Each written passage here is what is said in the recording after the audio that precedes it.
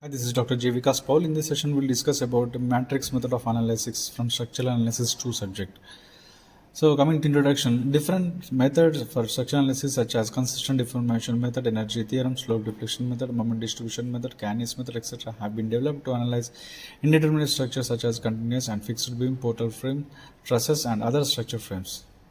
These methods are suitable for small size structures for hand calculation, but for large complex structural systems which involve large number of unknowns, it is convenient to analyze such structure using computer programs. Matrix method of structural analysis are convenient to develop a computer program since it is easy to handle matrix operations on computer.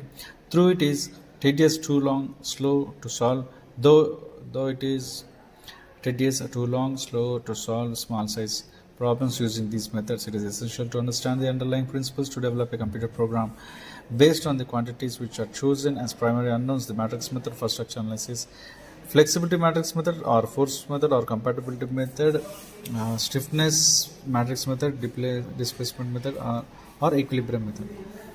The use of flexibility and stiffness matrix provides systematic method for the analysis of large structure with a high degree of static and kinetic indeterminacy. The matrix approach is particularly used for computer-oriented resolution of the problem, and hence it is required very less time for analysis of structure. The matrix method is most advanced method used for structural analysis.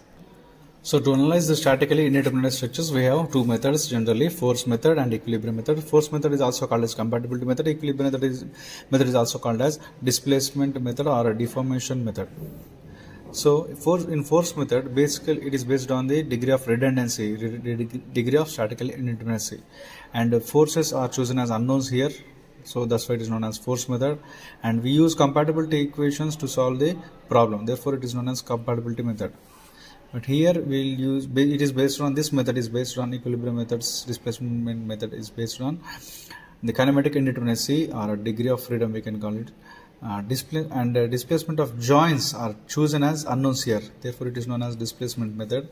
We use equilibrium equations to solve this type of problems. Therefore, it is known as equilibrium method. So, under the force method, all these methods come under the force method or compatibility method. First one is the method of consistent deformation, three-moment theorem, column analogy method, elastic center method, Maxwell-Morley equations, Castiglioni's theorem of minimum strain energy, flexibility coefficient method, matrix. So this is the matrix method. Flexibility coefficient method is a matrix method, and flexibility coefficient method comes under the force method. And forces are taken as unknowns here in this method also.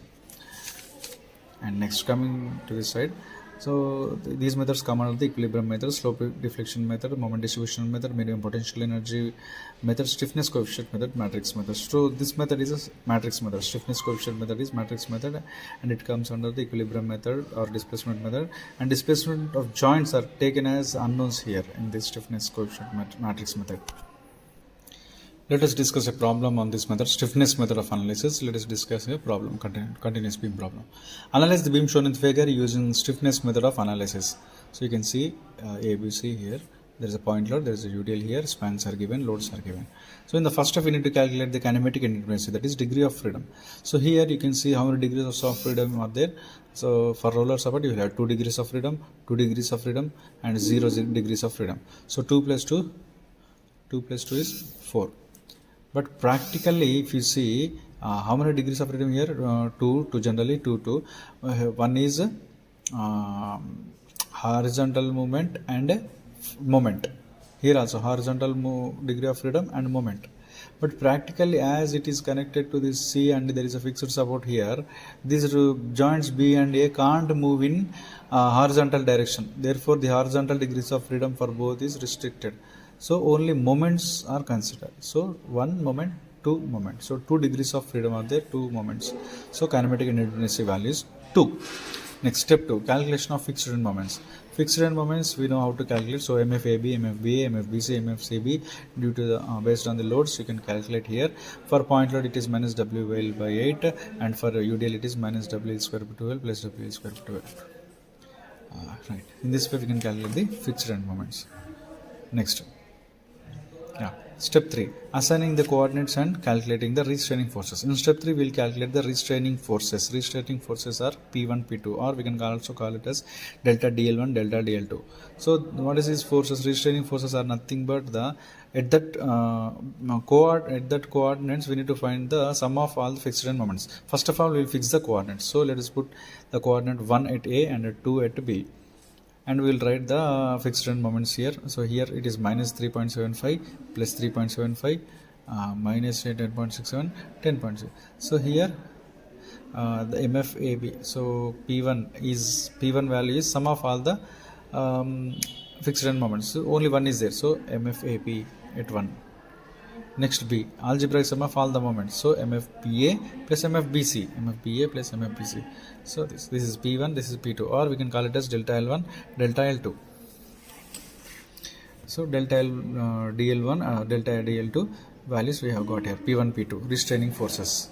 Next, step 4, calculation of elements of stiffness applying unit rotation at point A. So here elements of stiffness we need to calculate. So in the first step we have calculated that kinematic and intensity value is 2. Therefore it is from here we can know that the matrix, stiffness matrix, K matrix is 2 by 2 matrix. So the matrix is 2 by 2, 2 by 2. So first of all we need to apply unit rotation at point A, and then we will apply unit rotation at point joint B. First, in that, so by this applying unit rotation, we can calculate these values K11, K12, K21, K22. So what is K11? This is K1. Means when we apply unit rotation at A, the stiffness values K11, K12, K21, K22 are the when we apply the unit rotation at B, the formula for K is when we suppose for span AB, when we apply unit rotation at A the value will be 4EI by L. At the other end it will be half of that 4EI by L, that is 2EI by L. So 4EI by L, 2EI by L. Suppose if I apply unit rotation at B for AB span, then the value for K will be 4EI by L here, 2EI by L here, like that. So here in the first case we have applied unit rotation at end A. So K11 is 4EI by L. Here it is 2EI by L. Next, in this case we have applied at B we have applied unit rotation. So K22 is equal to 4EI by L, and here K21 equal to 2EI by L, because we have applied unit rotation for AB. Now for BC, so we have applied unit rotation here. Therefore here for BC we will get 4EI by L. L means this 4 here. Yes. So we have K21 is 2EI by L, but K22 we have two values. So sum of these values 4EI by L plus 4EI by L. So K is K11, K12, K21, K22. We have found these values. Now step 5, using the relation P plus KD equal to delta D. P means delta DL plus KD equal to delta D. This is external forces. Here there are no external forces, therefore 0. This is 0. So delta DL is calculated here in step 3. K means we have calculated here.